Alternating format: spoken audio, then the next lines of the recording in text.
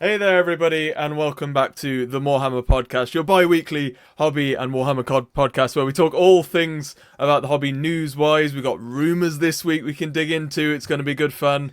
And, I mean, we've had big knights revealed, all sorts we're going to chat about. And as always, I am one of your hosts, Wargaming Luke. I'm joined by Simon, our local psyker, aka Hobby Waffle. And we have the 90% geek, but also 10% beard. So we've got the full 100% Ben tonight. You have 100% of me.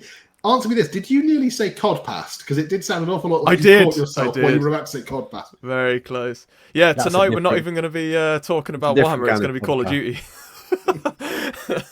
All night. Sorry if you turned up for Warhammer this week, guys. It's not happening. At least you didn't say cod piece.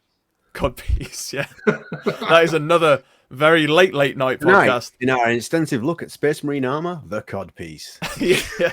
I was going to say the Morehammer cod piece, the merchandising we never expected to see. Yeah, definitely. And the Sai pointed out big night. Yeah, very true. Sai pointed out before the podcast, me and Ben seem to have joined forces here unknowingly and worn like the repping our bands. And then Sai's still repping the Warhammer though. He's got his Space Marine tee on. Yeah, they didn't tell me it were musical band t-shirts tonight. Lazy. Did get the memo. Yeah. But if you haven't joined us before, guys, of course, and if you're new or maybe you've been listening, watching us for a while, make sure you're, of course, subscribing to us. That's very important to help the channel out. And, of course, liking the video, stuff like that, and leaving comments. And feel free to leave us with some questions or topics. So we would like to bring them into the podcast. So get involved with that as well. And, of course, the link in the description below for our Discord channel. Get involved over there. Plenty going on. Yeah, join us with some chat. And we have lots of fun over there. We do. It's a really nice community we've got over there. We have some nice chats, so feel free to join. If I remember this week, I'll post it down in the comments as well, so you can just click through there. But as I say, we do have a lot to get to this week, and as always, we'll jump straight into Ben. What is it time for? And now the news. Beautiful stuff. Yeah, and there is a lot, and we've kind of got a little integrated rumor section this week as well. So some heavy rumors that our local Psycho Sai has brought in for us. I last knew minute, you'd start with this. Yeah. You're not biased at all, are you? What? It's Big Sigmar news. It is Big Sigmar news, and it's actually quite big in terms of Warhammer in general. What they're doing with this, to be fair. So the first bit I've popped up because in time-wise since the last podcast as well. This is what's been kicking off. It's been quite big over the last week or two. It's called the Scourge of Gaia Ran, leading up to the next General's Handbook for Age of Sigmar. And I don't know that we've had this before, but they're giving basically all of these free rules updates to every faction in the game for Age of Sigmar. Free when it comes out. I assume it might well be in the General's Handbook as well, but it is going to be free just to add to as a saved PDF or on the app as well, if you have that, to each of your factions. And every faction's getting new detachments, new army detachment rules, and then you're getting I think some of the armies are getting new enhancements like relics, and then battle traits and things like that. And then I believe there's a couple, if not a few, minimum war scroll changes for each faction as well. So I don't think this has happened before, so it's quite a big thing. Kind of. They when they've changed editions of 40k, they've kind of given the rules for free. So I wondered if 40k had maybe done it and stuff like that. Yeah. And but indexes you have to buy though, right? No, like, not mid edition. When they switched to 10th edition 40k, all of the rules for all of the armies were available. Okay, for free. so like new edition, yes, because obviously that's already happened multiple times. I mean, I think they did free indexes for 8th as well, didn't they? Yeah. No, at 8th you had to buy them because I bought a load of them and they very rapidly became out of date. Yeah, because the app and stuff wasn't really a thing by then. But my point was more like a mid-season change-up where they're giving free, quite decent army updates and rules changes. It's a step in the right direction, isn't it? For sure. I think, because people hammer on Games Workshop for when they do bad things. I think this is a good step, a step in, like you say, the right direction. And it's quite exciting. Games Workshop, sit. You can have a bit. Yeah, basically, Obviously, I like my Sigmar as well, so I've been keeping track of the different factions that they've done already, and they are pretty decent rules updates, some really fun new detachments you can play around with. Skaven's already one of them that's been released, that's looking pretty fun already. There's a funky one where you can literally take an army of Doom Wheels, and what are the smaller one Doom Wheels called? The Doom Flayers. Where you can cause extra damage when you run over people and stuff like that. So there's all these funky new detachments that they've given you. Yeah. So I congrats not congrats, probably not the right word. Thanks, I guess, to GW for making those kind of steps and giving it out for free. Yeah, it's something that's needed to happen for a while. So yeah, Scourge, guy around. Let me know, guys, in the comments if you're liking that and what your faction is, and if you're liking the updates for your own faction. I'd love to hear. I'm liking the little lore updates they've been doing as well on this. Yes. Little kind of Jack and Ori style story sessions. With someone sitting in the big chair. I'm not just saying that because my friend Lydia was one of the people who got to read the stories on that. No, I really think that's kind of a nice little touch. It's almost like getting a free little Audible. Yeah, I haven't seen those yet. Oh, check them out, man. They're really good. A couple so far, maybe a few. In fact, 5, I think. There's been more than that now. I mean, to be fair, I haven't looked at a lot of the narrative articles in probably about a week, so maybe I have missed. No, they're really cool. The Skaven one in particular was really cool. It's like the tolling of this. It's very kind of like the origin story of the Skaven, almost like the whole Skaven blight, with the tolling of this terrible bell, and several of the people, immediately Sigmar's followers immediately fled. And those, it says, were the lucky ones. So the ones who don't then are overwhelmed by the chittering, screaming hordes. That's awesome. Yeah, no, it's really cool. I'm really enjoying them.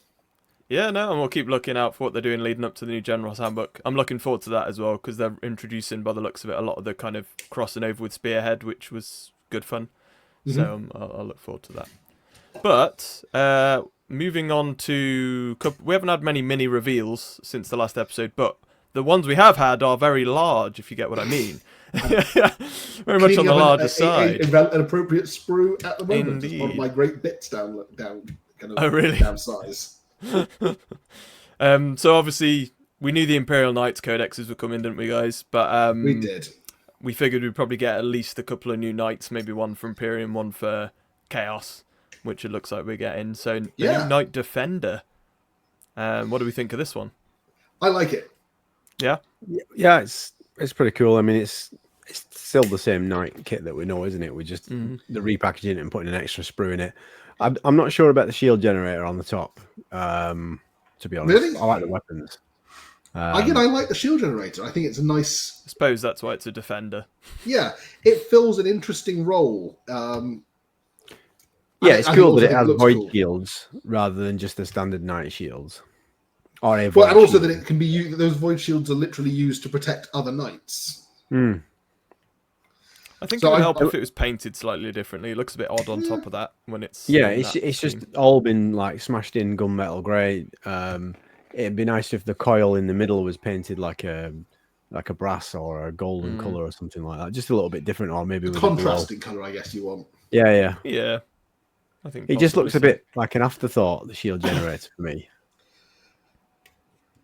I like it because I think I like the idea of what role it fills in the army, and I like that. I mean, I would have preferred it perhaps if it was literally a shield, like if it was a shield generator mounted on an arm. Like maybe take one of those 2 arm weapons. Or maybe this is what I'll do: take one of those 2 arm weapons and turn it into a carapace mounted weapon, and then give it an arm with the shield mounted on like the back of the hand. Bit like the the Knight Lancer has. It has kind of a separate shield generator with a shield-shaped frame on it as an arm mount. I've got 2 Imperial. I've got an Imperial Knight and a Chaos Knight army because I love Knights. I think they're really cool. I loved them back when they were in Epic, and they had all these different kind of roles. It's quite nice to see this fulfilling a role that was filled back in the Epic days. There was, I think, then it was what the Knight Warden did. Was essentially it stood in front of the other knights and kind of took the hits, basically. So I'm not as up to scratch, obviously, with Knights. I'm not as keen on them, so I don't know how they work. So, like, you say this kit is literally the same, but it's just you're getting the shield generator? Is there, like, anything different here? The Imperial Knights kit, as it originally came out, it made one of two knights. You got the legs, all the kind of carapace and all the other bits. And back then, it gave you the option to arm it with it came with a giant chainsword, whatever you did, and then either a repeater battle cannon, so a rapid firing battle cannon, which is pretty cool, or a giant melter gun, a thermal gun. And then what they did was, as they've added more kind of options to the knights, they started adding extra sprues. So I think the next sprue that came along was the one that Carapace missile launch, wasn't it? Yeah, they had a carapace sprue that allowed you to add two different kinds of missile launchers, or like an anti-aircraft twin autocannon. And actually, the original Knight kit had been designed in such a way that there was already a hole, kind of a little tiny hole in the top of the carapace that was just waiting for those to plug in. So although that wasn't in the original release, you could see that the designers had kind of planned for the option of a carapace mounting in the design. The next sprue that they added, though, was the one that allowed you to replace the chainsword for a ginormous power fist. And what was really cool about the rules when that first came out, that was back in, that was 7th, I think, was you could essentially pick, if you destroyed an enemy vehicle, you could pick it up and throw it. So literally, like, because it was the days of glancing hits and penetrating hits, and wounds for vehicles wasn't a thing. Whole points was the most you got. It was a bit of a rarity. If you walk up, this is my Land Raider, that's nice. Punch, smash, rip a hole in it, grab hold of it. Now it's an artillery shell, lob it across the battlefield at one of the enemy's units. It was really cool. But they added that, and they also added the option of an alternative, essentially like a chain gun arm, so you could then either arm your knight with a repeater battle cannon or thermal lance or machine gun. So basically you could just have a few bodies and then you'd want to magnetize it to effectively just be able to switch out weapons and stuff. You could. All of my knights are built as the knights that they're supposed to be. You can do that, but if you want to be cost effective, you could do, I guess. So then Forge World got in on the act and started making resin knights, and they made a whole host of very different knights to match up with some of the knights that had existed back in the Epic days. Games Workshop have now made all of those in plastic, so they're no longer resin, and they've replaced them with plastic. And what they just kind of kept doing is adding, for the plastic knights at least, just adding more variety of sprues. So they added a different kind of weapon option, the Preceptor, that had kind of what's the word? The ones that do the, you get in Horus Heresy, they're like heat rays. I can't think what they're called. Volkite. Yes, they had a giant Volkite gun as an option.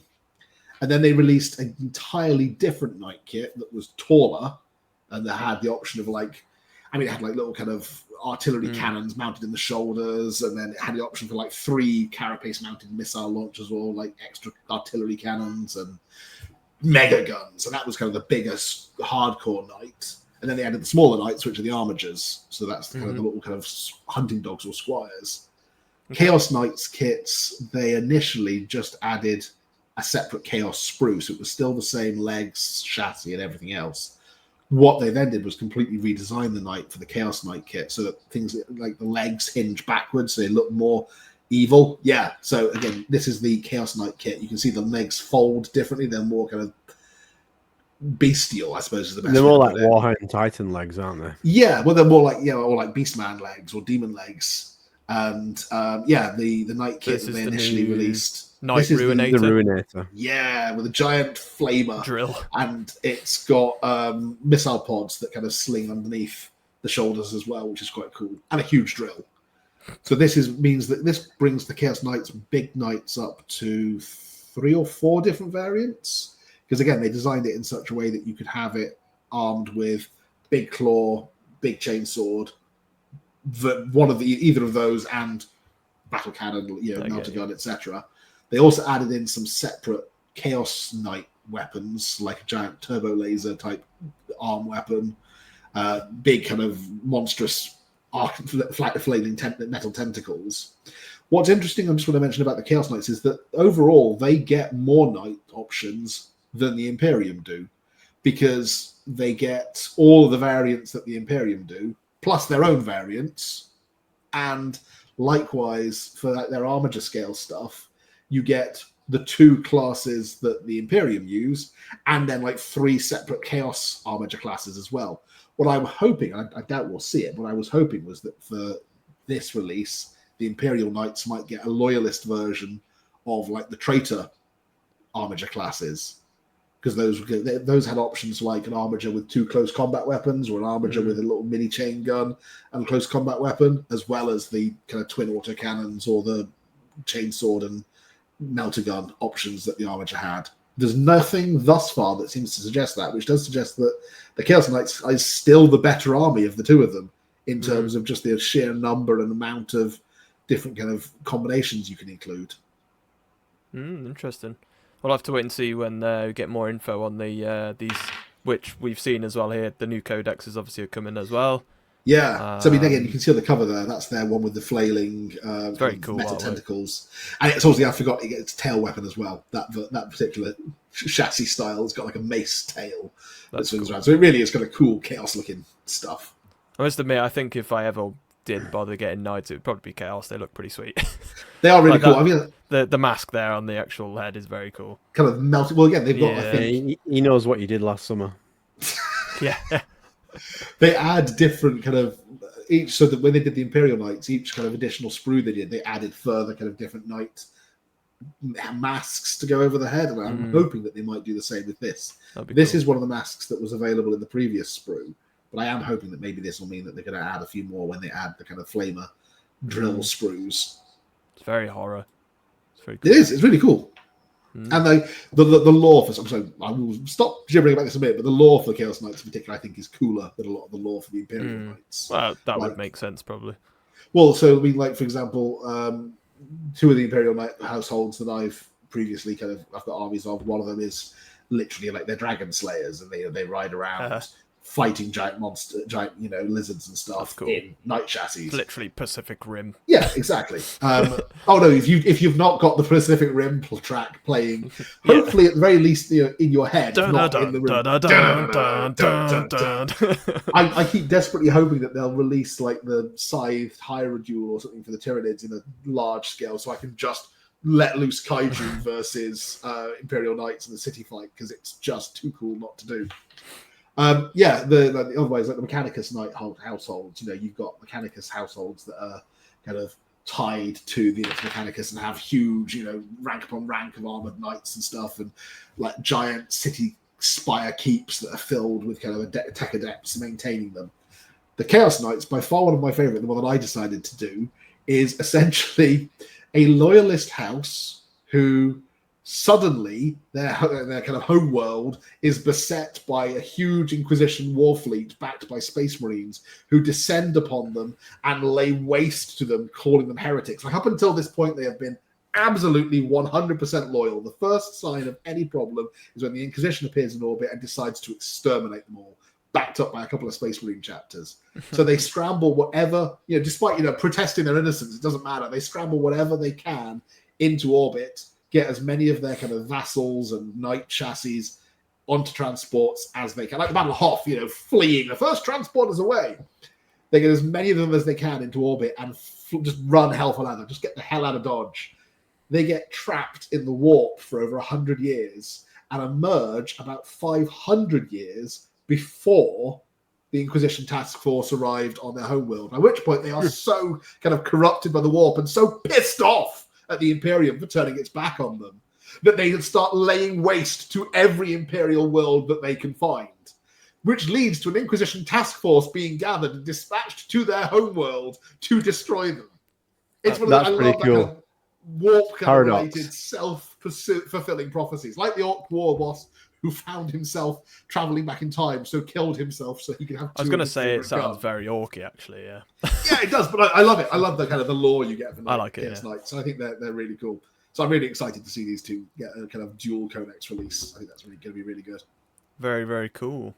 Before we move off of more news into more rumors, more than there's still more news to go.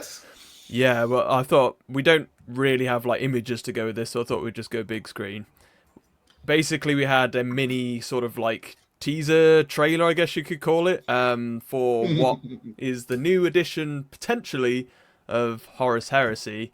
They've revealed that something is definitely coming this year, which we kind of knew. But it's funny that they're showing off the Imperial Knights. They've shown off all the Space Wolves. So they did the Logan Grimnar, now Stormcall, which is gorgeous. Yeah, and the Wolfguard Terminators, they did it on a Monday. They didn't do it in a reveal show or anything like that. We knew the Imperial Knights were coming. They've shown them off on Mondays. But there is a reveal show coming up next Thursday, 22nd, at the Dallas Open. Okay. So what's left to show off if they've already shown off these? Because these are the next codexes that are coming. We know that the Grey Knights are getting the souped up baby carrier, the suit. So the big rumor is what you're just about to talk to. This Open at the Dallas Open reveal show is going to be mainly focused on Horus Heresy, but there is going to be some 40k stuff as well, because there's that Salamander's image, there's that Raven Guard image, the Black Imperial Fist one, Black Templars. Sorry, my watch is going off. What's it doing? Someone's gonna blow up. Oh my god, it's a bomb! I was leaning on my watch. Stupid. If this cod piece goes below 500 words a minute, then Psy will explode. Oh dear. Cut that out. It's because GW heard him talking about hearsay and heresy, and it bugged me. Assassins are on their way to dispatch you, even as we speak. Fucking with Garmin. Okay. Sorry, the rumor is Horus Heresy and maybe some 40k shown off at this reveal show. Combat patrols based around First Founding Legions is now the latest rumor. Ooh, we talked about it on the last one. There's meant to be one character for each of Black Templars, Iron Hands, Raven Guard, White Scars, Imperial Fists. So, but anyway, the reason why we're showing off all this stuff now and getting it out of the way is, I think, because of what we're just about to talk about now. Yeah, can we briefly explore what might be in those combat? Yeah, I was going to say, did you want to talk any more about like the whole hearsay thing? What you might and about anything more about the whole hearsay thing? So last Thursday, do we actually think it is genuinely an actual new edition? Yeah, you would not go to this level of marketing if there was nothing coming, because it would be epic trolling on a like exterminatus level piss take. Oh yeah, they've set up a new Instagram account, they've set up a new YouTube channel, they've done this video.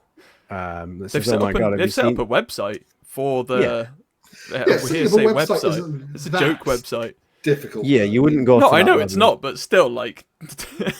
Yeah, no. I think amongst the many stupid clues and trolling baits and red herrings that are there's some elements of truth. So the video was pretty funny. I mean, fair play to Games Workshop. It was top level banter. Yeah. But they said like there was post-it notes all over the video saying meeting on the 24th of June. People were taking that as a hint. Even I said that in my video, but 24th of June is a Tuesday, so I think that's obviously a bit of a joke. Jokero Codex in the background, Hazard Strike Paint, Dropper Bottles, all funny things like that. But then they're saying there's a new edition of the Horus Heresy coming. I think that's definite. Otherwise, they wouldn't go to this level of Mickey taking and setting up this Horus Heresy website. And if we look on that website, the green sprue, everyone was up in arms about for a few hours until somebody spotted it was just a flawless blade sprue coloured in green. The D18 dice is just a Photoshop image. It's not going to be in the box. And then the art in the background is not a new box. It's the cover of the Big Black Book 3 Extermination, just fuzzed and cropped out.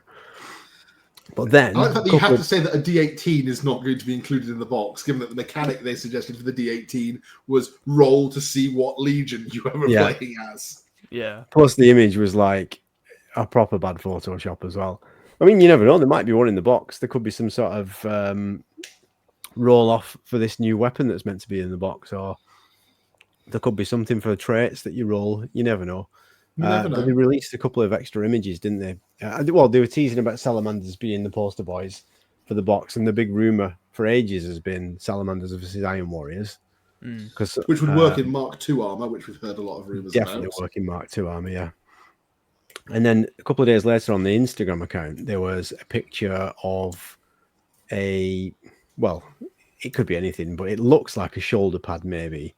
Because one of the rumors is the very old school Rogue Trader style Dreadnought with the huge curved shoulder pads. Terminators with the huge style shoulder pads, which have then become known as Saturnine pattern Terminators now. If you look at the image of the teaser, it looks like a Crux Terminatus on it, and they even say that on the Jokey website. But there's a curve at the top edge that matches that old school Rogue Trader style Terminator. I've done a video on it and put the side-by-side images up. So I think that one was an element of truth. And then there was a new pouch. It says tactical pouch confirmed. There's 2 disc-like things in the pouches that people were saying could be breaching charges, or it could be some sort of disc ammunition for a new weapon. So that could be from a new Horus Heresy sprue. But if you look at it, it could also be from a new Leagues of Votann sprue for something they'd have. And they're just taking. See, that does seem slightly more likely. So I think that one could be Votann, that one. But yeah, I know there's been more and more rumours cropping up about like the Saturnine armour coming in for Heresy. Well, we might as well talk about the big rumour about the box is supposed to be Mark II Space Marines. So let's say, for example, it's the equivalent of Age of Darkness. So you can get 40 Mark II Space Marines. There's meant to be a Praetor in Saturnine pattern armour. There's meant to be another character for the other side, if you like. I don't know if he's just in Mark II armor or not. There's meant to be 6 Saturnine Terminators, a Saturnine Dreadnought, and then 2 weapon emplacements, or a single weapon emplacement. I can't remember which one it was. And then apparently some sort of new weapon for the Marines to carry that you can give them. So like a weapon sprue. So that's the rumor.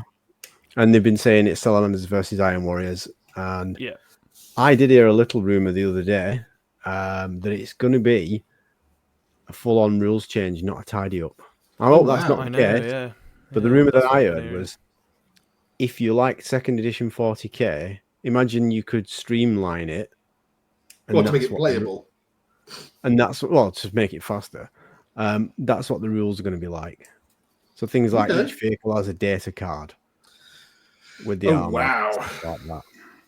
I don't know if I believe that, to be perfectly honest. I feel like that's either the boldest move Games Workshop have made in quite some time, because Horus Heresy as a system has a lot of love. I mean, it's kind of if you liked playing 7th edition 40k, this is the holder. This is how you can go back to it. For everybody who goes, I don't like 8th edition onwards, I prefer older 40k, Horus Heresy is the system for you, because it basically replicates 6th and 7th edition 40k. To suddenly go, okay, we're going to throw away all of this that has worked so well for the last 15 years. I don't believe it. It's just, it was on Reddit, and I looked at it, I thought, there's no way they're going to do that. I don't see that. I mean, to go, okay, we're going to go to 2nd edition, where we're going to you're going to have a data card. So what, are they going to start selling the data cards? Because they are so bad at maintaining card stock. No idea. I mean, look at how well you need to have a data card. Unfortunately, data cards sold out on the first, 3 minutes of pre-order, and you have to wait 3 years for a restock. It's likely going to be alongside the sort of new generation of GW, which is what we touched on earlier with Sigmar. You'll likely end up getting them for free anyway online as well, which is also something I was going to bring up, which is obviously, is this now a thing where Heresy is going to be on this 3-year cycle now? With some of the other games? Yeah, we'll move on to that, because I don't think the 2nd edition thing has any weight. And the Reddit post was just saying it was based roughly on 2nd edition, but more streamlined, but there might be a movement characteristic added back in. I think it's a lot of hash, to be honest. I'm hoping it's just a rules tidy up. But to be honest, it probably will invalidate the Liber books. You're probably going to have to buy them again. But if they get them out fast for everybody, and then it's a 3-year cycle, then that might be... I'll be honest, I'm happy with this being a bigger change, because I haven't played Heresy before anyway. But even if I had, and it hadn't, and I wanted to get back into it after a while or something, I don't have a clue, even when I look on GW's website, what books I need for what army I'm playing. It's the most confusing out of any of their games, in my opinion. Like, it's just you have to do your research. To be honest, they could tidy up the books anyway, because with the Libers, there's a lot of flipping and back and forth with the rule book and the Liber books. And and it needs tidying up big time. There's rules in places where they shouldn't be, or like you'll look at a land speeder and you're like, all right, what weapons it got? And you got to go somewhere else and look at the listing for a land speeder, and it's like it says armed with a heavy bolting. You're like, all right, there it is. Got to go back again. So they could streamline it. They could put all the special rules in one place rather than have to faff around looking. It would definitely be a big step towards making someone like myself, who's kind of on the outside of it, want to maybe get into it. I think it is going to go to maybe 3 or 4 year edition, because they know Sigmar and they know 40k is just a massive cash machine. They know that idiots like us will just keep pumping money in. We'll grumble and complain, but we'll still buy the new stuff And because you then, can't play if you don't buy it. on that note So as well, they've seen that Si, Horus Heresy. You need yeah, to spend a lot of money to have a Heresy army. There's no two ways about it. Yeah, for sure. It's going to cost you. Counterpoint so, to that. Well, So yeah, I'm just saying they know that people are willing to spend money on Heresy, so they might think, well, why don't we just do a new edition every 3 years? And it's not for the love of the game, is it? Let's face it. Games Workshop produce quality miniatures, then they make the rules for it, and they know it makes money. And if they can continue making money and pleasing the shareholders, they'll do whatever it takes. Yeah. And I'm one of Games Workshop's biggest fans, but if they want to be, if they see dollar signs in Horus Heresy, it'll go 3 yearly. Go on, Ben. What's your counterpoint? My counterpoint was going to be this. Horus Heresy as a system has been around for a very long time now. Like I said, it's been about 15 years since we got the first Black Book way back when 2011, I think, is it? Yeah, well, we might not be maybe 14 years rather than 15, but it's a long old time since they first started releasing the Horus Heresy series, which obviously started out very much as a passion project for Alan Merrick and the Forge World crew. But there's a lot of time and effort that has been sunk into the Horus Heresy as it stands as a game, and the risk I think that Games Workshop would have to be conscious of is part of what makes Horus Heresy popular is its, for want of a better word, veracity. It's cult following, would you say? Yeah, it's a cult following thing, but it's also it's got an element of it's true to itself. It's not Sigmar. It's not 40k. It's more not along fantasy lines. The kid, snobbishly, a lot of the time, Horus Heresy was described as the adult game. In the same way that for a long time, fantasy was described as the adult game over 40k. Yeah, I mean, you get Horus Heresy was then described as being players who do play for the passion and play for the armies, and they think Horus Heresy 40k is just like full of tournament obsessed Red Bull fueled kids. Tournament obsessed Red Bull fueled kids and toddlers. Oh, yeah. It's just cramping out yet more shiny new plastic toys for the kids. Horus Heresy is where the real gaming happens. I mean, that's what I was guilty of this earlier myself this week when I shared some pictures of my Sons of Horus. And I was like, yeah, I got into Heresy back when it was all resin still. My point is this. Gamers like myself and others who've been playing Heresy for the last 14 odd years, we've got a lot of the books. Yeah, if you force us onto a 3-year cycle like 40k, 3 of the big black books. Yeah. If you try and force us onto a cycle like 40k, we just won't buy. We'll go back to, well, we've got rules that we like, and we've got rules for all of our models, so we'll just play with what we've got. But I think the risk Games Workshop would have if they moved to that kind of 3-year cycle is it would drive away the players. Not all of them. Not all of them, no, but I do feel like there is perhaps a certain subset that plays Horus Heresy that is different to the main market. And Games Workshop's goal at the end of the day is to make money, but it's to make money through a smart business decision of trying to tailor to every gamer market rather than treating all gamer markets the same. And I think if they make the mistake of treating it like they treat 40k, with 3 years rolling update, releases and regular updates, they will kill the golden goose that is Horus Heresy. Whereas if they I agree. I mean, let's keep adding to it. A lot of Heresy players, I would say, add to it battles that are thematic, not cheesy. They'll bring an army that is cool and that they've imagined happening in their head back in the mystical days of the Horus Heresy. They're the same gamers who've spent, £3,000 buying all the Horus Heresy novels in hardback and fighting, tooth and nail to get the limited editions. It's not about an unwillingness to spend money, but it's about a certain degree of respect. And I feel like if Games Workshop made the mistake of trying to treat them like they treat other gamers, they'll lose them. They'll lose them to Bolt Action. They'll lose them to other games. So here's my kind of small rebuttal to that. I suppose like the younger gamer and somebody who's not yet into it. Is that fair? Yeah, you're not 10% beard yet. No, not yet. I aspire. But anyway, in terms of like trying, because I get what you're saying, but if you did that forever and didn't change enough, or like we've said, like tidy things up enough to where you can get new gamers into it, it's going to die. So yeah, but they did a tidy up 3 years ago, or whenever it was. The Age of Darkness if they did, box they came didn't do a out. good job, Ben, because like I just said, like the books and everything are so confusing. The rules No, are they did, all though. over the They place. did do a good job. 2.0 is really good. Yeah, it can be tidied up, but all you they've need added so many other if you wanted books to and play all a Space Marine sorts. army, you just need the rule book and decide if you're a loyalist or a traitor. Yeah, 2 You books. just That's buy all the you need. loyalist book or you buy the heretic book. You don't need to buy any of the campaign books unless you want to really use a special character. And actually, those 2 books will have all of the rules for the army that you choose to play. Yeah. If you want to use a special certain character, he might be in a campaign book.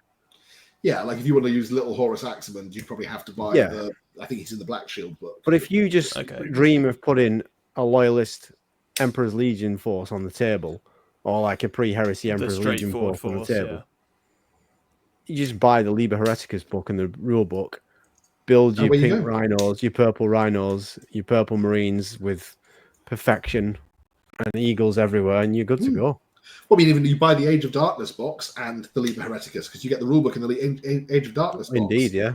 So you basically get a whole bunch of models and miniatures. All I hope they do, though, is kind of maybe bring more up to date with like releasing some free rules online so that it's a bit easier, if you get what I mean.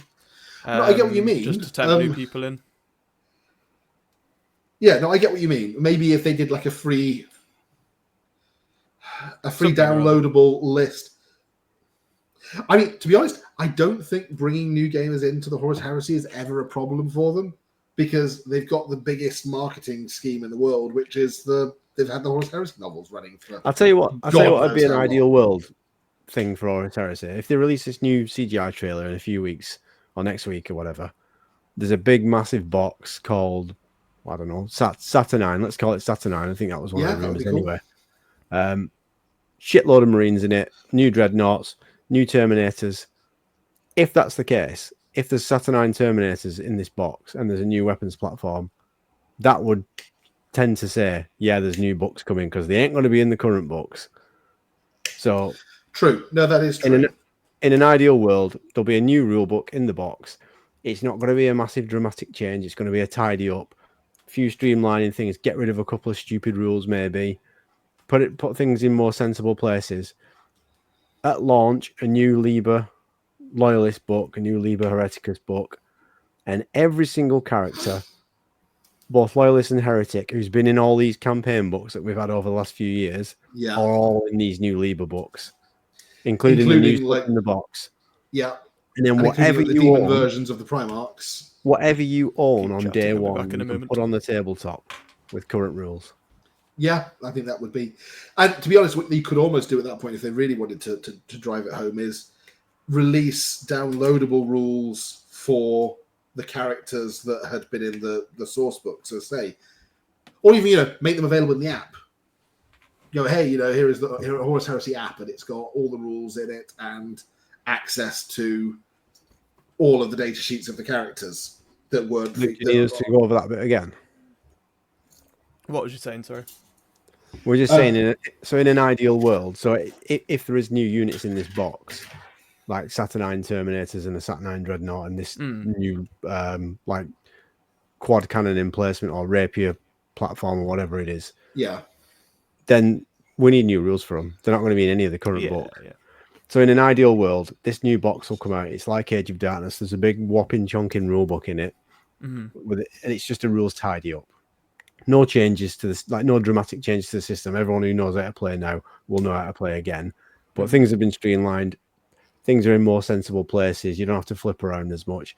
And then on day one at launch, Loyalist and Heretics book comes out, and every single character, that's what in all these campaign books, Loyalist and Traitor, are in those books. So everything you own on day one, you can put on the tabletop, and you've got current that's rules exactly the kind of point I was trying to in an ideal world, that is what they'll do. And then Ben was just what you were saying, Ben, as well about. I was saying that alternatively, what they could also do is they could say, if you've already got the rules, here is either a downloadable version of the add-ons. That's a good idea. So here is you don't have to buy the new rulebook if you don't want to. If you just want to get all the models, here's a big day one change log or something like that. Yeah, I don't know. exactly. I was chatting to you about it, Ben, as well, because they've done it now for Old World.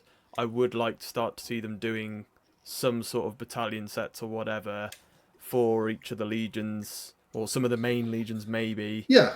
Where they include some of the upgrade sprues and things in one package, maybe just to bring down the price a little bit. I suppose the difficulty there is that, in particular, the Legion-specific shoulder pads and heads are Forge World resin. They're not plastic. So you're unlikely to...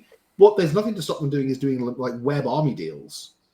Get your, Space Wolf 30k Space Wolf army deal, £100 gets you, 40 Space Marines, 2 of the Space Wolf upgrade sprues, 40 shoulder pads, and a Pretor or something. Yep. I mean, not to drag it on much further, because I know we've been chatting about it for a while. No, it's an interesting topic. Yeah. If it is going to a 3-year thing, which it looks like it could well be, then everyone's assuming it is just because it's been 3 years. It's the last one. Yeah, and it's not. You might just tidy this up and leave it for 5 years. And then, but if it is the case, will you see now like a season type structure as well? That's something we've seen for everything else. I don't think so. 3-year cycle. Because the point is, I suppose, there is already an established narrative. Like, if they were to do seasons, how would you even do it? Would you do it as, different war fronts? Couldn't you? And jump around to different war fronts, maybe.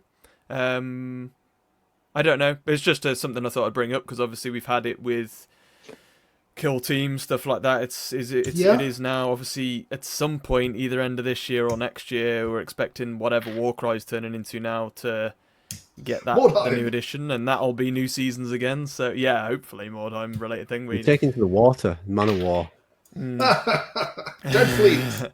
Oh man, if Man of War, if something like that came, my God. I want to just briefly revisit something we were talking about before we started onto the heresy thing, and I know we've still got a lot to cover, but I want to just revisit.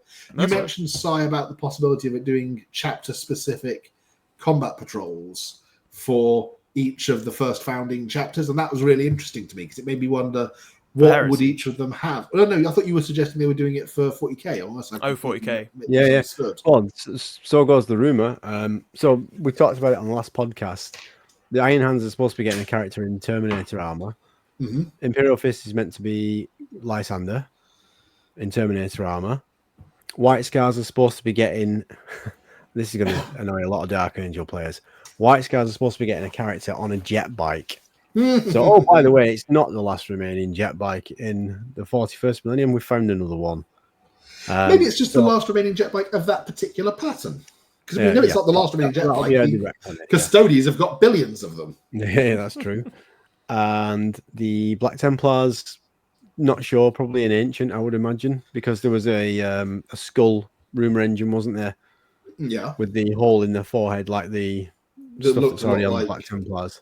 Yeah. So they might get an ancient, or maybe they've had a Castellan, haven't they, I think? Well, because Black Templars have had a combat patrol box for a little while, haven't they? Yeah. What I was wondering was, it's just a rumor. Salamanders, Forge Father, Vulcan Hastan is supposed to be getting a new model. What a surprise. A Primaris version of him, I'm assuming. Oh, no doubt. Yeah. What I was thinking was that, the White Scars one's an obvious one, because you put like a couple of squads of Outriders in there and one of the land speeders, for example. The new Outriders. Yeah. The Outrider Primaris kit, maybe one of the land speeders, maybe not one of the land speeders, I don't know. Is that too much for Well, when I say new Outriders, patrol? I wonder if there's going to be a new kit to build rather than the push fit ones from Indominus. A multi-part, because it would seem logical to eventually get one. But yeah, that's an obvious one, is like fast moving stuff. Maybe like an impulsor and a 5-man intercessor squad or something to ride in it. But Iron Hands, if they're getting a Terminator character, that would then obviously lead into the option of adding a Terminator squad to that combat patrol, and maybe, I guess, some intercessors or something. Salamanders, you'd assume Pyre Blasters in there. Infernus Marines. But Imperial Fists, I mean, what would you have? Like aggressors in there, for example? Assault Terminators, new Assault Terminators. But we'd already talked about that, about whether that was going to form part of something like a new edition or like a Space Hulk release or something. Conjecture. I have no idea. It is. I'm just intrigued to see what you guys think might be in the different. It's well, it all depends on whether these new Assault Terminators come before this new edition or flamer-based units or melter-based units in the Salamanders. To be honest, it might all there's just be the Gravis armored guys with the big melter rifles, isn't there? It might all just be existing stuff, and they put a new character in the combat patrol boxes, but they don't tend to put named characters in there, do they? It's just a HQ. That would be a very new thing if they did that. I think they like to put the higher price point on some of the named characters to sell them separately, don't they? I'm wondering whether, rather than it's combat patrols, maybe whoever's providing these rumors or leaks or whatever, maybe it's like the big boxes that you used to get, like the Imperial Fist Supremacy Force. Or they did them a while back, didn't they? There was a Raven Guard theme box. Yeah, an Imperial Fist theme box. Well, we get them for every release more or less now, anyway, don't we? Maybe they do these limited edition battle boxes where you get this is where you'll be able to get this character first in this limited edition box. Yeah, like the Biocentric Brood Surge that they Inquisitors. We had the four different boxes, didn't we? That's right. They did, yeah. Sisters, whatever. Kotia has got his. So maybe it's going to be like that. I reckon that's probably a good shout. Yeah. But yeah, the Heresy stuff would be interesting to watch that rumor website over the next 7 days and see what we get out of it. Well, next 10 days. Because I suppose this kind of is, or it might end up being the title of the video. It's kind of is the Dallas preview, really. So. What will we get at the Dallas preview? The Dallas preview. Yeah, exactly. But I mean, if you guys are right, we can move on. Then link this now to the kind of the rumors that have dropped. Yeah, go for it. Yeah. So the first big one, and this is exciting, I must admit. Dawn of War. That's that Chaos Knight kit on the side. Yes, so we got the Chaos Knight kit on the side there, but also in the picture here. Sorry, go on. You were about to say. Yeah, so just to explain the origin of this image, this is on Twitter. Some user called Hashi Discord posted this. So the sprue in red is you could either call it the Indomitus sprue or the Blade Guard veteran sprue. Ancients of the chapter, honoured of the chapter. I think I've just literally built this sprue from Ultramarines. Yeah, so it's got the ancient, the Blade Guard guys, and the captain, Blade Guard captain with the Volkite lieutenant from Indomitus, with the skeleton. And there's some tokens, and then that Dawn of War art. You can see that it's a Blood Ravens character, but it's a redo of the art of the Blade Guard captain that you can get the metal displate for, and he was on the front from cover the original of PC game. Yeah, and then not only that, there's some counters. So my guess is, if there's a new Dawn of War game coming, which they did register something a while back. I can't remember who did a video on it. It might have been Balrak, or it might have been Auspex Tactics. Actually, could have been Auspex, actually. Yeah. Somebody did a video saying that Relic, or not Relic, whoever's taken over, has registered a new Dawn of War URL or something, or they've done something that would indicate there might be a new Dawn of. Oh, that was it. There was jobs advertised that seemed to indicate it was for a new Dawn of War game. Damn it! I was going to search before this because I'm pretty sure it was this year or last year was the anniversary. Comes along, are we going to get a brand new Dawn of War game? And this is like one of those tie-in board games that they did. Like they did one for Space Marine 2 with Titus, didn't they? You could get it in a little board game. I was going to mention that. Yeah, for sure. So that's my guess. There's little data cards at the side there look like they're part of like an individual board game, don't they? Yeah. So I think there's Dawn of War, new game coming. You'll see it at Skulls, a hint of it, and then you'll get some like little board game with it just as a tie-in promotional thing that will only be released in America, just to really annoy everybody. Yeah, you need to go to Barnes and Noble and get it. See, your local Target. I was kind of hoping like at some point they might do like they did with Titus, and we actually get the captain from the Blood Ravens thing in from the game. They do an actual brand new Gabriel Angelos, and then because they released Kill Team rules for Titus as well. Well, he's had a model and he's had rules. It's just he was in Terminator armor in the model rules that they released. Yeah. And it wasn't a pretty miniature either. I liked that miniature. I thought it was quite cool. His head was weird. With the head swap, it was a great miniature. But the head that was in there was just like some old man they kidnapped at the bus stop and stuck in Terminator armor. So I just did the research. I'm right. It was September last year was 20 years that Dawn of War was released. God. I know. So maybe, but I mean, I suppose it's a year out, but maybe it's been delayed or something. Because they weren't quite ready to tell people about it. But it might be that they are doing something new for Dawn of War in terms of a game, and that might come out for like the 25-year anniversary, because that would be 4 years from now. They might have been waiting until after Space Marine 2 had launched to give that space to breathe before launching another big Space Marine-based computer game. Yeah. Also, how cool would it be if they're actually doing like a war game coming? Yeah, I know, because they did reboot it, didn't they? Though, Si, but it wasn't the best. A lot of people, it didn't get reviewed well. I don't know. I just know. I remember Dawn of War 1, 2, and 3, but I don't know there was a reboot. It was like it was Dawn of War 3, wasn't it? But it was like it was meant to be more like the original Dawn of War.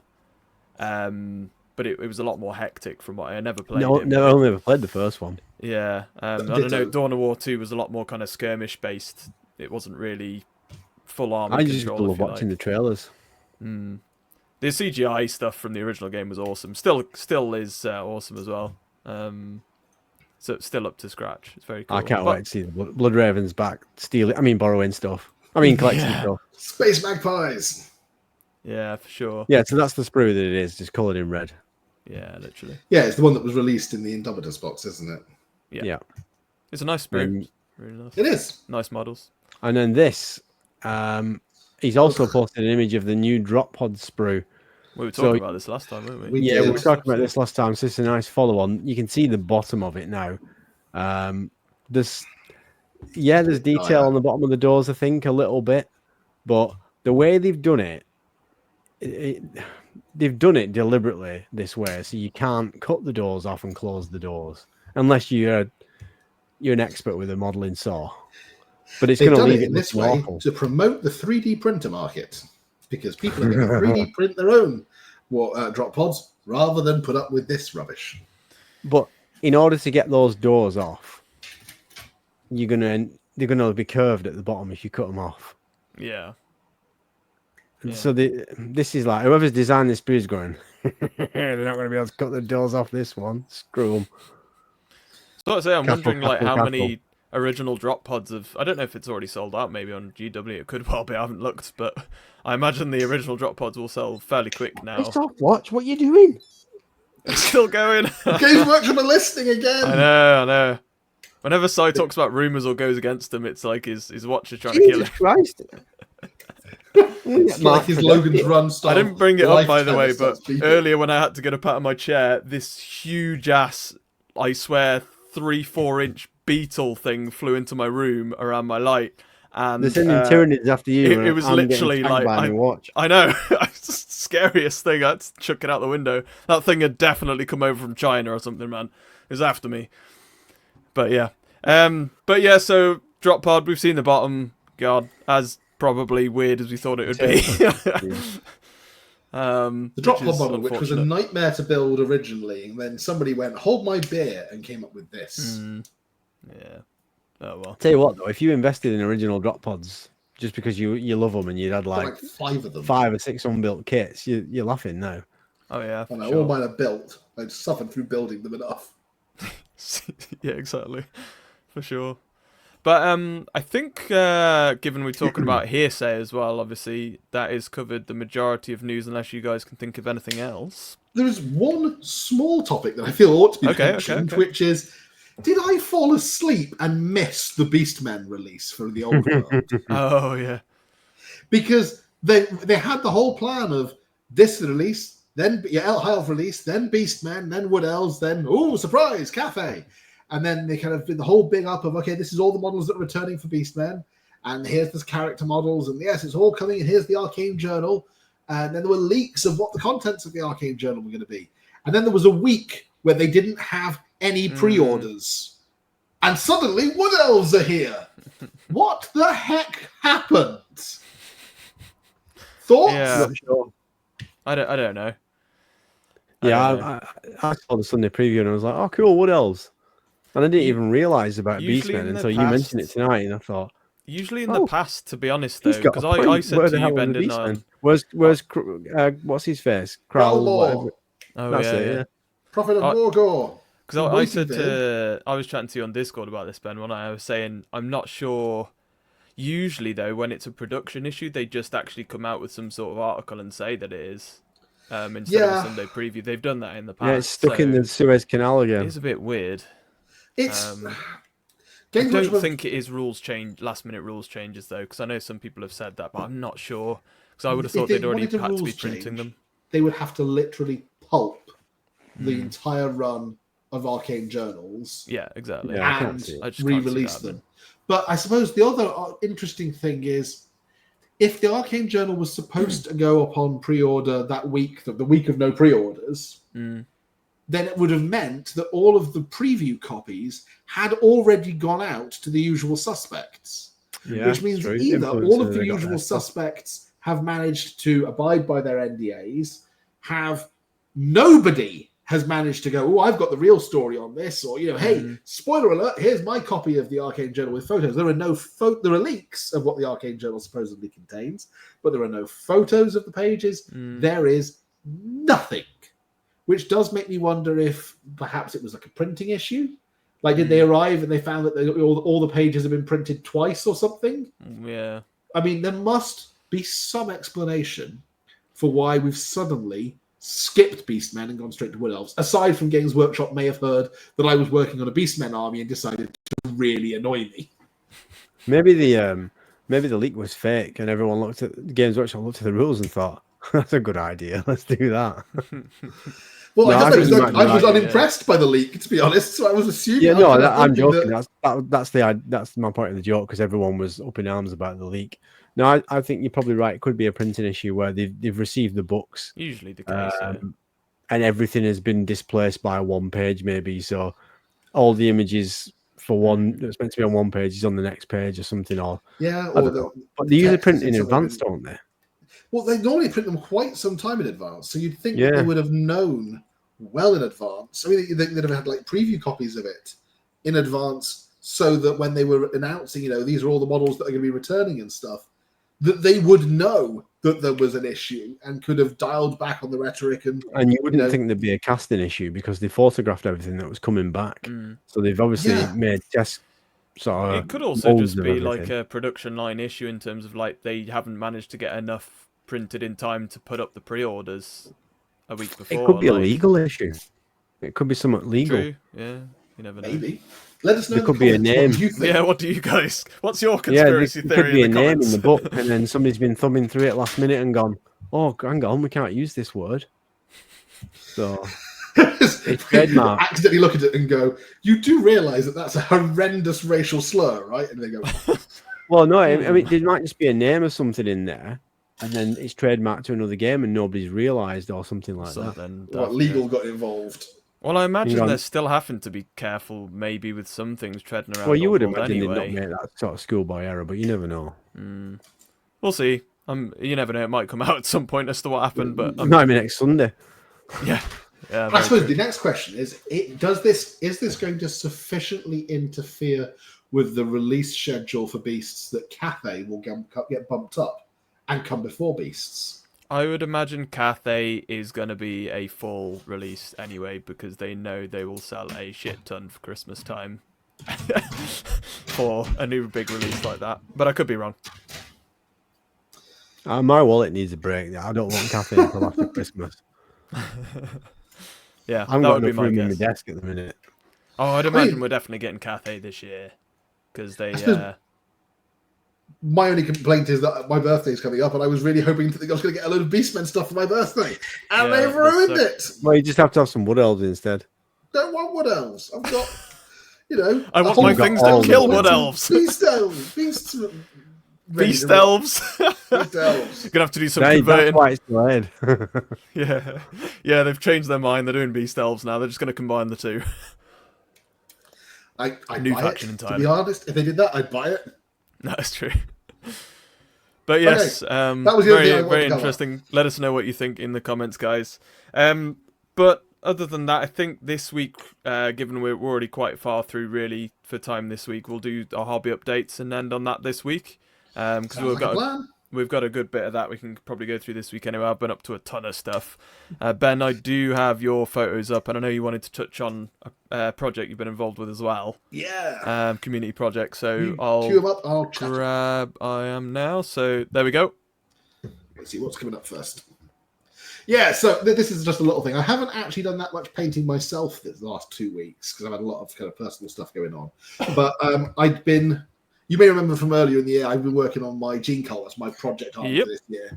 And I'd been struggling to come up with a colour scheme for the Imperial Guard tie-ins because Brood Brothers, I think, is one of the better there's 2 detachments I think are particularly good for Gene Cult, the Biocentric Brood Surge and Brood Brothers, where you basically spend half your points on Imperial Guard. Hey, I want to take Gene Stealers and the Lehman Russ. Cool. It's cool. But I couldn't pick a color scheme. I think I shared on the Discord, maybe on my Blue Sky account, some color schemes that I was experimenting with trying to match the kind of orange jumpsuit, white body armor look that I'd put on my cultists to the guardsman models I was playing with, and it just didn't work. And then I was leafing through an old 3rd edition codex, the City Fight Codex, for reasons, and happened to notice the awesome color scheme that they'd done for the guard on that. It was a Cadian unit. It was the Cadian 122nd, and I thought that's really cool. That must be quite tricky to paint. I looked online, and Sonic Sledgehammer actually had a really useful kind of 2-minute, 3-minute tutorial video. If you're not a subscriber to his channel, definitely go and subscribe. I've used one or two of his before, yeah. Tutorials. But yeah, he did this really funky tutorial that showed just how easy this kind of puzzle city fight camo was to do. So I thought I'd try it out, and I'm really pleased. I think it works kind of that blue-grey. Nice contrast. I like it. Works nicely with the orange. Whereas the original, the 122nd, had a red left shoulder pad, I've just done an orange left shoulder pad. Very Star Wars Rebels. Yeah, I made it the 133rd instead. For the 3 arms, 133rd. So that's kind of my hobby kind of work this week, and I'm really pleased with that. So I've been playing around. I'm also on the Tyranid kind of Gene Stealery front, been playing around. I had the idea of what would happen if you mixed some of the Malstrain bits and just random like Necromunda bits in my bits box with some Poxwalkers that I had lying around, because I really like kind of the Malstrain Gene Stealers. We've talked, myself and Si, a lot about how cool the kind of twisted Malstrain Gene Stealers look. But the Malstrain Brood Scum that they did, which is just the Hive Scum with some heads, didn't kind of have that same kind of funky vibe. And I thought to myself, well, at the end of the day, the Malstrain Gene Stealers covered in spikes and boils and, blisters and tumors and stuff. It's an awful lot like what the Poxwalkers look like. So I'm playing around, just adding in some bits and pieces to Poxwalkers to make them more necromundery, and then adding some Gene Stealer bits in. I haven't painted him yet because he needs a bit of green stuff work around the wrists to where the hands were reattached, and I might add a couple of like just armor plates and stuff down his back to make it look a bit more like he is kind of a Gene Stealer mutant. But I also kind of thought, for the Hive Scum that you get specifically in Hive Secundus, the ones who are kind of living full-blown Mad Max post-apocalypse lives, they're not going to have, loads of really fancy-looking gear. They're going to have twisted, broken-looking chainsaws. They're going to have lost bits and barbs. Yeah, they've got like a big petrol engine on the outside, and they're going to have, ragged clothes and stuff. So yeah, that's kind of I've been playing around with that. And then the final thing was rummaging again through my bits box. I found a broken Space Marine strike cruiser. Like, it had, I think, 3/4 of its bits, and I was like, oh, okay, well, I could look online and see if I can track down the missing bits. But then I remembered that back when Battlefleet Gothic's novels, 2 tie-in novels came out, the Adeptus Arbites had a strike cruiser, and the Battlefleet Gothic magazine did a conversion article, and I kind of looked at it and went, I think I can make that out of all the bits that I've got here. So this is going to be my Adeptus Arbites punishment class strike cruiser. When you've really, really offended the Emperor's law, then they send one of these over to just bombard the planet, and really kind of rein you back to the Stone Age as punishment. And then you've also... I blame Si for this. Si, this is your fault. Welcome to the dark side. Well, the light side in this case. My hobby updates is going to tie in perfectly with this. Luke, I've just sent you some images on Discord. So okay. Can I just use plastic glue for this? Because I'm kind of nervous because they're such nice models. I don't want to ruin them. You just use Tamiya thin, extra thin plastic glue. So can I not use? I've got like GW plastic glue. I can't. Yeah, I'll I'll use do. that. Yes. Okay, and they'll just glue normally. Yeah, they should do. Yeah. Okay, so yeah, when you glue in Hera to the base, you might want to put a blob of super glue on one foot and plastic glue on the other foot, just to give it that, because she's only got small feet. So. Okay, I'm with you. Yeah, no, I picked this up because I watched all of it for Star Wars weekend. I watched all of Ahsoka. Really, really enjoyed it. And I started I think on our Discord, I started posting threads Rebels going... Season 5, you mean? Rebels Season 5, it was awesome. I was like, why was there more of this? Really, why really didn't good. we just have movie? I would genuinely... It's on my list to watch soon, Si. So I'm going to... Luke, you can stick your fingers in your ears if you want. Si, I'm assuming you've watched all of Ahsoka. Put your hand up when you're done. I'll take my earphones out. Okay. For anyone listening, spoiler alert! I will let you know... 10, 9, 8, 7. Go on. The fight between Ahsoka and Morgan Elsbeth. Sabine, Ahsoka, Sabine, and Ezra Bridger versus the Death Troopers. Oh, all three of them spark out the lightsabers, and then the Death Troopers. It was just like, this is everything I wanted from the sequel trilogy that they failed to do. It was so cool, and that was just, I was sold. I'm like, I'm gonna have to do Rebels, kind of my version of Rebels. Esman Afandi, who they've got to play Ezra Bridger, is a superb bit of casting. Excellent piece of casting, but no, everything in that was just brilliant. And yeah, I'm done. So I'm gonna pick these guys up because they were on offer. There were some amazing deals that were being done over Star Wars weekend. So I picked these up. There's a lot of Marvel Crisis Protocol and Star Wars Shatterpoint and Legion going on offer around shops at the moment, at least in the UK anyway. Yeah, because it's picking up massively. It's the player base is getting huge now for Legion and Shatterpoint, Crisis Protocol as well. So yeah, so I've got them to build and paint. I'm going to take my time and try to do them really well. I'm going to do Sabine. Apparently Sabine, I haven't looked at it yet, but it comes with a helmeted head option as well. So you can use the helmet instead, yeah. I like kind of the artwork that she's got on the outside of her Mandalorian helm, and I quite like to do that. The heads just drop in as well, so you can actually interchange them. Oh, okay. Well, maybe I'll keep them. Maybe I won't glue the head. Maybe then I'll just kind of slot it in. But I'm worried I'd lose the head if I did that. So what happened to Marnius Cal to Reboot Guilliman? Yeah, that's the only issue. Yeah, you have to worry about losing the head, but yeah, you can. My Reboot Guilliman was going to have the helmeted head, and then I lost the helmeted head whilst spraying. No. There's nothing worse than that, is there? When that blue tacked onto my spray station, and I sprayed, and I hadn't blue tacked it hard enough because it just kind of went and just blew off. I searched the garden for a good half hour looking for that in the long grass. And Reboot lost his head. My Reboot has the bare-headed version, the what's he called? Thingy from Game of Thrones version. Looks like a twisted little inbred mutant. Everyone was really glad when he died. That doesn't narrow it down in Game of Thrones. No, Joffrey, I was going to say that. The Joffrey head. Joffrey. I was going to say Joffrey, but I wasn't sure.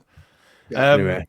But yeah, Ben, so you also wanted to bring up like a community thing you've been involved with, Andy Clark? So I mentioned it last couple of podcasts when I shared some pictures of kind of my work in progress. Andy Clark, not the author, the other one. No, yeah, I always think that when it comes up. Over the chief nerdling herder over on Blue Sky runs a little silly competition, purely for bragging rights each month, called Mini of the Month, where he comes up with an outlandish theme and then challenges people to convert or paint a model to go with that theme. And then he basically just, at the end of the month, he shares all the pictures, and whoever's picture gets the most likes and shares gets first prize, which is get to go, hey, I won Money of the Month. What is kind of cool is that Money of the Month this time around was so popular that it began to trend globally on Blue Sky. Like the hashtags for nerdlings and Mini of the Month were in the top 10 trending topic hashtags on Blue Sky, which is kind of cool. So I thought I'd just share some of the honourable mentions and the overall winner for this Mini of the Month. So this is, I believe, the Dark Cows. Which actually, ironically, isn't this the same kind of scheme that Minotaurs have? And this looks like a kind of Minotaurs are brass with red shoulder bands. Okay, close-ish, but not. But not anybody quite. who wants to do a Minotaur army should now convert them like these are converted. It's the first thing that came to mind. Let me name check who these are from because it's really worth throwing in their handles. I'm going to open it here. This is by it's Tammy. It's at Tammy TAMMI.bluesky.social. And that is the Night Cow, sorry. Night cow. The night cows. This is one of the spoons. This was the night spoons. And this is CEPHYRAN at Blue Sky. This is another spoon base. I believe this is the Silver Spoons. Yep. The Silver Spoons by Wolf.Blue Sky. Nice. Quite a few spoon-based chapters. This is the Hedgehog. This was the Skull Hedgehogs. I love the freehand style kind of painted side option skull with spikes all over it. This is from Jaunty Scorner at Blue Sky. Cool. This is the Iron Spoons. And you've got to love the little speech box caption that says, "My spoon is too big." That's been added to this. This is Bad Moon MTG over at Blue Sky.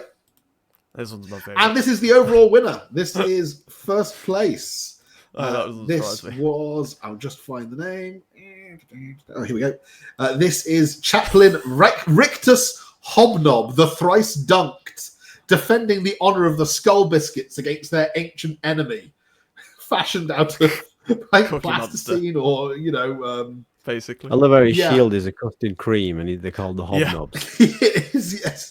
It's the Skull Biscuits, and he is Chaplain Rictus Hobnob. This is Paint Pot Pete. Fighting a Cookie Monster. Brilliant. Fighting Cookie Monster made out of Play-Doh. And I did ask him, I said, was the biscuit originally edible? And his comment was, everything's edible at least once. So this was Mini of the Month for April. It was an awful lot of fun. Mini of the Month for May, I've already got my project on the go for that. The challenge for that, for anyone who wants to come and join in on the Nerdlings Mini of the Month project on Blue Sky, is a miniatures as art. So it's recreating a piece of classical artwork of some form using miniatures. So the example that Andy Clark gave is he got, I think there's two miniatures, like a Farseer and a Space Marine, and he positioned them in such a way that their fingers look as if they're reaching out and touching like the Sistine Chapel. But yeah, take a piece of art, recreate it as miniatures, with miniatures. So that's really going to be pretty cool at the end of this month, something to look forward to. And I've got my... I thought you was on about the ET movie poster then, not Sistine Chapel. No. It's fine. Nice. Yeah, that's cool. my hobby update. Very, very cool.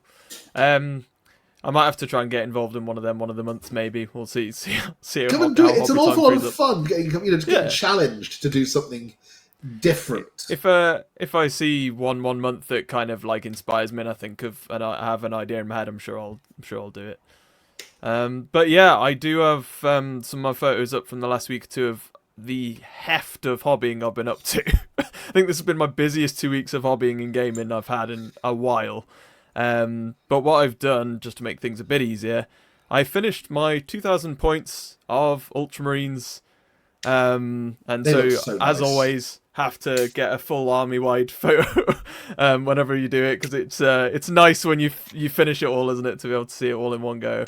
So obviously you got Marnius and his Blade Guard veterans all there, and I've got my old 1,000 points joined into it, but as per, like you were saying earlier, Ben, my New Year's resolution, I wanted to add 1,000 points to each of my armies, so this is the first lot done. Obviously I added the Land Raider Redeemer in there. The two new units I've painted in the last 2 weeks since the last podcast. At the back, you can see there's the aggressor unit. There's the 6 of those with the Hellstorm bolters, I think it is, they got on there.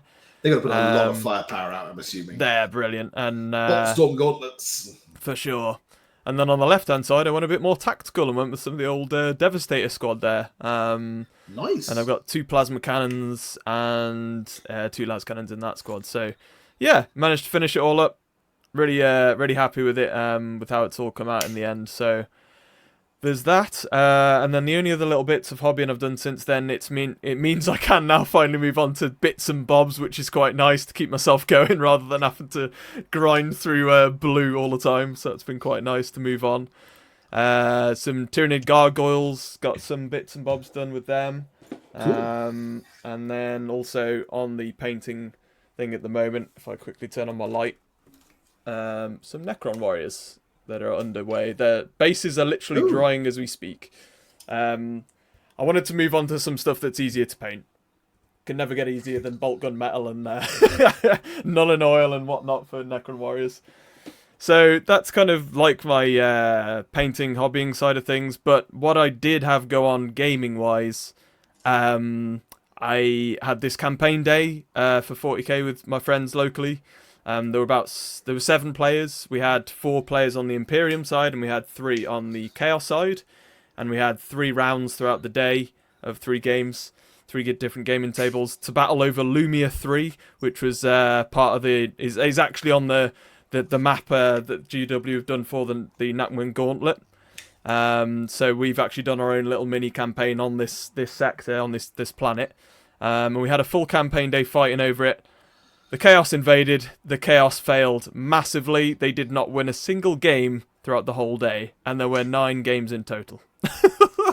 So I don't know if that's something GW needs to look at rules-wise, if it was just happenstance with the players that were on either side. But yeah, Chaos did not do well. And they were kicked straight out of Lumia 3 as soon as they landed. So that's how the game day went. But there were some really fun games. Got to obviously use all the money painted Ultramarines. This was a practice game I actually had the week before. Obviously, World Eaters versus my Ultramarines. Angron facing up against Marnius and his Blade Guard veteran unit. And I did take down Angron. It was an awesome game. With Marnius? Yeah, with Marnius' unit. Wow. That unit, I've played 5 games now with it over the last 2 weeks. He has not died, and he has killed a hell of a lot. His kill tally is quite high. So it turns out Marnius with a unit of Blade Guard, quite good, quite effective. And this was it on the very last consolidate movement at the end of my 3rd game on the campaign day. And it literally timed up perfectly that I took a photo of it where he was able to move up with what was left of him and his honor guard onto the Ultramarine kind of shrine, the Imperium shrine on the last map. It was a wicked photo moment. So that was a cool end to the day. But he was certainly the hero of the Imperium side of things on the day, that's for sure, of Lumia 3. So no, it was a good fun day. And then the only other game I've had since then was with my Nids and against Scott, who I had a game against recently. We had another game Discord recently as well. He did. He joined our Discord and he watches the podcast now and listens. He enjoying that. But he brought his Eldar, which was cool. I've not played against Eldar in years, so and good to see really your nice army Eldar dude as well. Yeah, really shout out to his scheme. I can't remember what he said the craft Alcansar. Alcansar, that was it. Yeah. It's almost like the burgundy, almost red sort of thing. Yeah, it's kind of a very deep kind of reddish pink with black and bone highlights. Yeah. So yeah, very, very cool. So shout out Scott for that. But I'm on unusually for me, I'm on a 5-game win streak, boys. It's very rare for me, but I am winning games for some reason, and I don't know what it is. I don't know what I've done to deserve it, but it's going to end soon, and when it does, it'll end badly, I'm sure. So we'll see how that goes, but nah, lots of hobbying, so I can't complain. Sai, I've got your pictures up now, if you want to go through what you've been up to. Ooh. So I've been building some more Shatterpoint and stuff. So this is from the Count Dooku box, which is twice the pride it's called. So you get Dooku, Jango Fett, and 2 Magna Guards. So I built Jango. He's a good secondary in the game, to be honest with you. But I've not done any painting in the last couple of weeks. Dooku, obviously, there's 2 choices of hand that you get with Dooku. You can have the outstretched hand like that, or you can have one with Force Lightning coming off his hand. But I went just for the standard hand. No, that's cool. I like that pose. Yeah, and then that's one of the 2 Magna Guards. These are an absolute nightmare to build, let me tell you. They are a nightmare. They look like a weird pose. Well, he's in the middle of whizzing it around, isn't he? That stuff. The nice ones to build. The way the cloaks are on Shatterpoint are really, really good. Whoever's sculpting the cloaks, they always have sort of a natural flow to them. It's the same with the Crisis Protocol ones, actually. Yeah, I remember those. I love that miniature. That's a nice one. That's cool. But again, it was a pain in the ass to build. And then I've also built Hera from the Rebels squad box, one of the Rebels squad boxes. That's what I've got to build. Looking forward to painting that. And then I also built the biggest serial killer ever in the history of Star Wars, Chopper. What? I was going to say, you built BB-8? Not BB-8, BB-1, the blaster mech. No, if you rack up Chopper's kill count through Rebels, I think he's like the biggest mass murderer in all of Star Wars. And if you discount Luke blowing up the Death Star, but yeah, no, it's I'm really Tarkin blowing up Alderaan. Yeah, I really do need to get onto Rebels. One of my favorite characters in Star Wars, Chopper, especially now he's in live action in Ahsoka as well. For sure. Well, once Andor's finished this week, I will definitely watch Rebels. It sounds cool. Yeah, so I've been building basically. That's all I've been doing. I've got the rest of the Rebels box to do, and the other one with Kane and Zeb and Ezra in it. And then the next box after that I've got to build is Inferno Squad, Iden Versio and the rest of Inferno Squad. And then I'm having a break from Shatterpoint and just painting it. Getting some of them painted. Yep, and then I'm back on. I'll be doing some more Space Wolves, hopefully. That's what I'm trying to do as well, just trying to get through some of the backlog painting stuff. It's always hard, isn't it? There we go. We'll have to do another episode soon, updating our backlogs. Yeah. I've got a 3-man on the go as well. Yeah. But yeah, cool, dude. And no games for either of you guys, I don't think. No, last couple of weeks. No, unfortunately, not at the moment. No, I'm going watching a game of Star Wars Legion on Wednesday, but okay. Yeah. Is Legion a different scale to Shatterpoint? Yeah, Legion is slightly smaller. It's more sort of 40k is scale. Shatterpoint more Crisis Protocol size?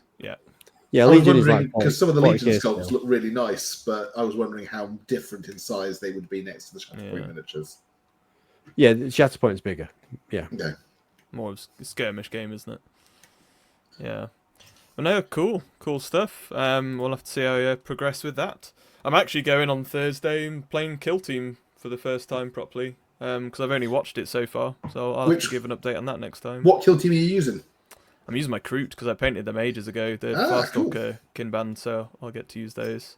So I'll update next time with what I think of the new edition of Kill Team. So I've got to read the rules for that this week, so we'll see how that goes.